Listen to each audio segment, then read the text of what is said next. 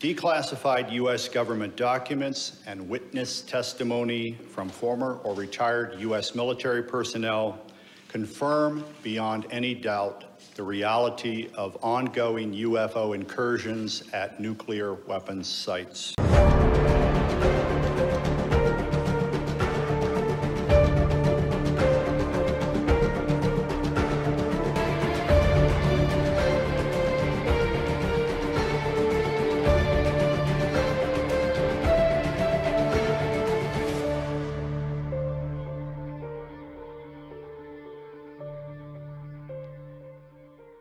Sometime in the fall of 1964, an incident occurred at Vandenberg Air Force Base, California, which has come to be the best-known, most astonishing example of deliberate UFO interference with our nuclear weapons systems.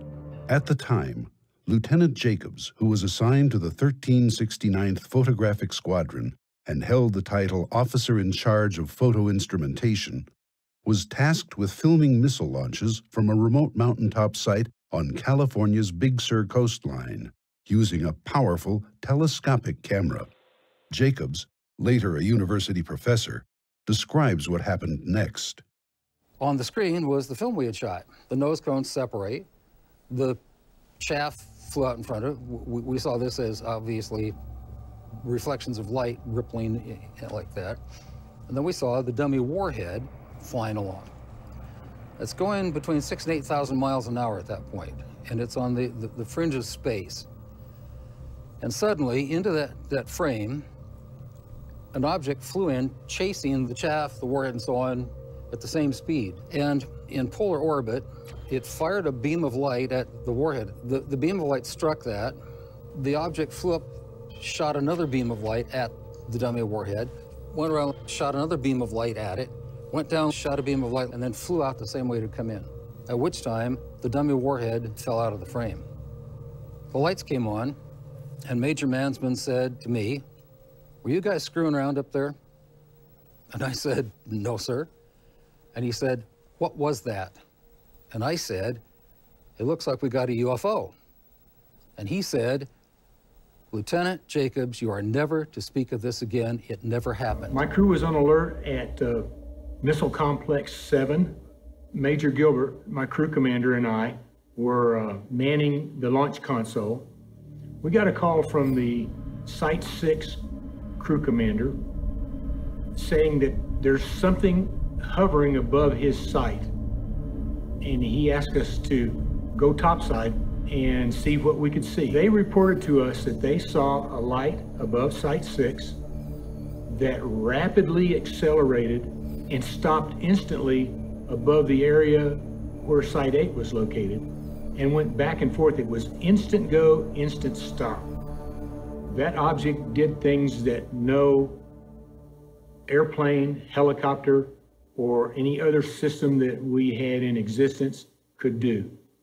It had to be not of this earth. I was in command of Capsule Echo 1 at Warren Air Force Base.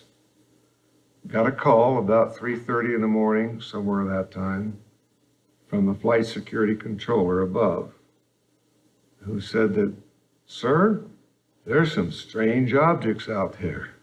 Turns out that he had observed, along with the rest of his response team members, what looked like 5 to 6 oblong lights stacked on top of one another, just outside the gate at Echo 1.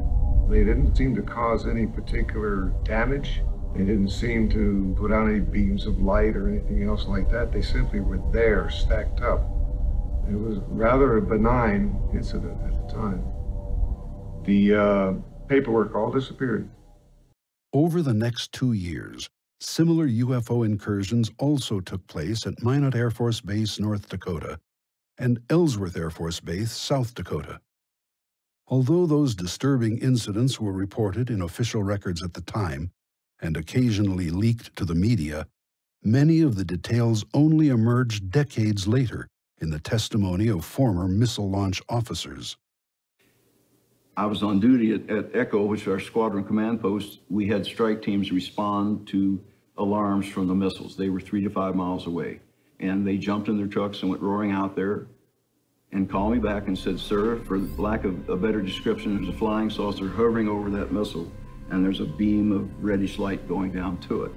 I assume they were taking data with that beam. It wasn't destructive as far as I know. It had to be a data collection thing. I'm sure they scanned the warhead or something. Most dramatic nuclear weapons-related UFO incidents were about to occur. During the pre-departure crew briefing, it was mentioned that some missiles at November flight had gone off alert. We were told by site manager that an object had been sighted out the windows with flashing lights, and it was probably about 80 to 100 feet in diameter. It then went to our main gate where it hovered, and when we debriefed the underground launch crew, they indicated that all the missiles that they controlled had gone off alert at the time that object had been hovering next to the main gate. My crew commander, Major Tollerud, told me that he had received a call overnight saying that we as a crew were never to speak about this again. Good afternoon. My name is Robert Salas. In 1967, I was a first lieutenant stationed at Malmstrom Air Force Base, Montana. I was a missile launch officer. Sometime in the evening hours on March 24th, I received a call from one of my topside guards, the flight security controller, stating that they had been observing strange lights in the sky making odd maneuvers. He called back about 5 minutes later. This time he was screaming into the phone saying they're looking at a red glowing object hovering just above our front gate. Our missiles began going into what's called a no-go condition or unlaunchable. Essentially, they were disabled. Back in 1967, I was officer in charge of the communications center at the 28th Air Division in Great Falls, Montana. In March of that particular year, I can clearly recall a message coming through my communications center that a UFO did in fact shut down several missile silos in Montana. I was the Minuteman III Combat Crew Commander at F.E. Warren Air Force Base, Wyoming. In 1976, my deputy Bill and I were on alert. We contacted our FSC, our flight security controller, and asked him, is there something wrong? And he said right above him was a big white object that was cigar-shaped, 80 to 100 feet above him, 40 to 50 feet long. When we came up the next morning, the FSC was in his chair in a fetal position, and we talked to him and tried to calm him down. We couldn't calm him down. We were called in by the squadron commander again, and he took whatever notes my deputy made, tore them up. So this didn't happen, it's top secret, and made us sign something. In late 1980, at the RAF Bentwaters Base in Suffolk, England, a small group of Air Force security policemen noticed an unusual light in nearby Rendlesham Forest. They approached it on foot, only to discover a strange, triangular-shaped craft. After an indeterminate period of time, the unknown object silently raced skyward and disappeared. 2 nights later, RAF Bentwaters Deputy Base Commander Lieutenant Colonel Charles Halt was informed that another mysterious light had suddenly appeared in the forest. Halt quickly assembled a small team of security policemen to investigate. After some time, the men observed an object that looked like a large eyeball moving through the trees. At one point, material resembling molten metal was seen dripping from it. Suddenly, the object split into 5 smaller, disc-shaped craft, which silently scattered in all directions. A short time later, another disc raced toward Colonel Halt and his team, abruptly stopped above them, and directed a laser-like beam toward the ground very near their feet. After a few seconds, the beam clicked off, and the craft rapidly receded into the sky. In late December 1980, I was called upon to investigate a very strange event. 2 nights later at the family Christmas party, I was interrupted by the on-duty police commander. He told of strange events and said it was back. I fully expected to find an explanation. During this entire event, I was fortunate to have with me my small pocket recorder. It's a little in there. What you're about to hear are excerpts from the original recording made that night. There's no doubt about it. There's some type of strange flashing red light ahead. There's yellow. I saw a yellow tinge in it too. Weird. Now we've got an object about 10 degrees directly south, 10 degrees off the horizon. And the ones in the north are moving, one's moving away from us. It's moving out fast. This one on the right's heading away too. Yeah, we're both heading north. Oh, here he comes from the south. He's coming toward us now. One approached at a very high speed and sent down a strange beam right at our feet. Now we're observing what appears to be a beam coming down to the ground. This is unreal. Another object sent down beams of light into the weapons storage area. The whole time we had difficulty communicating with the base, as all 3 radio frequencies that we were using kept breaking up.